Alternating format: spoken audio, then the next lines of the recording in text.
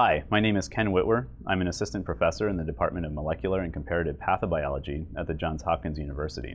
In this video, I will summarize a BioEssays Problems and Paradigms piece that I co-wrote with my collaborator Kendall Hershey of the Center for Children's Nutrition Research at Baylor College of Medicine.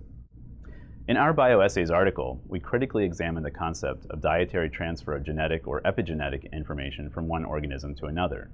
Specifically, we review recent findings regarding the uptake and functional consequence of dietary plant microRNAs, such as those that might be contained in this small red pepper.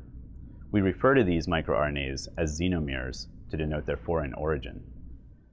The nematode worm C. elegans has several accessory processes to RNA interference, or Rnai, that make Rnai especially favorable. First, double-stranded RNA can spread throughout the body of the organism. Second, primary interfering RNAs give rise to numerous secondary molecules in an amplification process. Third, RNA can be fed into these pathways from the diet. Therapeutic exploitation of Rnai in humans is difficult because these accessory processes are absent or diminished in most animals. The holy grail of oral therapeutics has met with limited success. Even injected RNA has to be chemically modified or strategically packaged to allow it to reach its destination intact. Work published by Chenyu Zhang's group in 2012 seemed to offer a starkly different perspective. This study suggested that when a mammal eats plant material or even synthetic naked RNA, plant microRNAs fled the bloodstream at levels approximating those of endogenous microRNAs. Furthermore, xenomiRs also entered the liver within hours and downregulated the level of a cholesterol metabolism protein called LDL receptor adapter protein 1, or LDL-RAP1. This, in turn, led to an increase in low-density lipoprotein in circulation.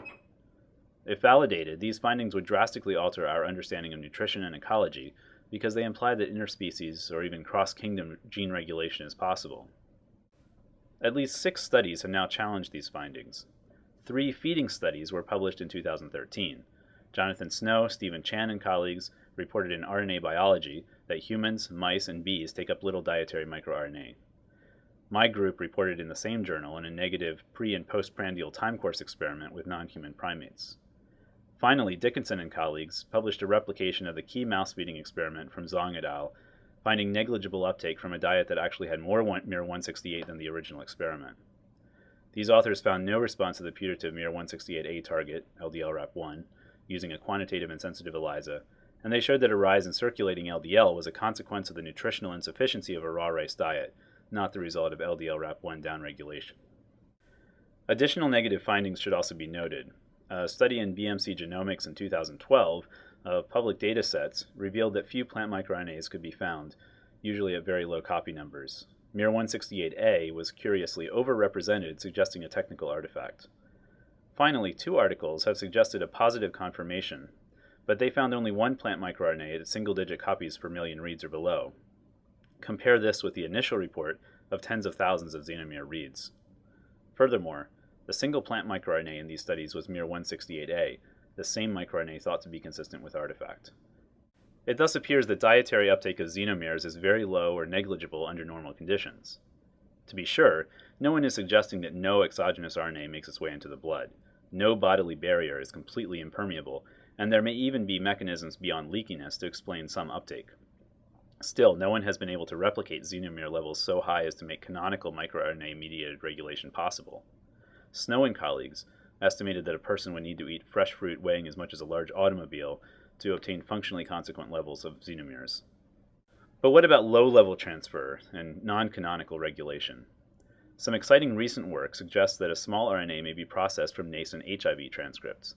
This small RNA could help to silence HIV at the chromatin level, since a maximum of 1 small RNA would be made per transcriptional event. It's possible that very low levels of an RNA could achieve this sort of regulation.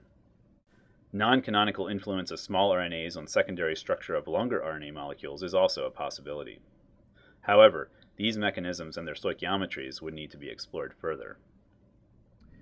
In conclusion, the preponderance of the scientific evidence now suggests that functional uptake of dietary microRNAs is unlikely. In other words, when I eat this red pepper, the microRNAs contained therein are unlikely to enter my body in numbers sufficient to affect gene regulation.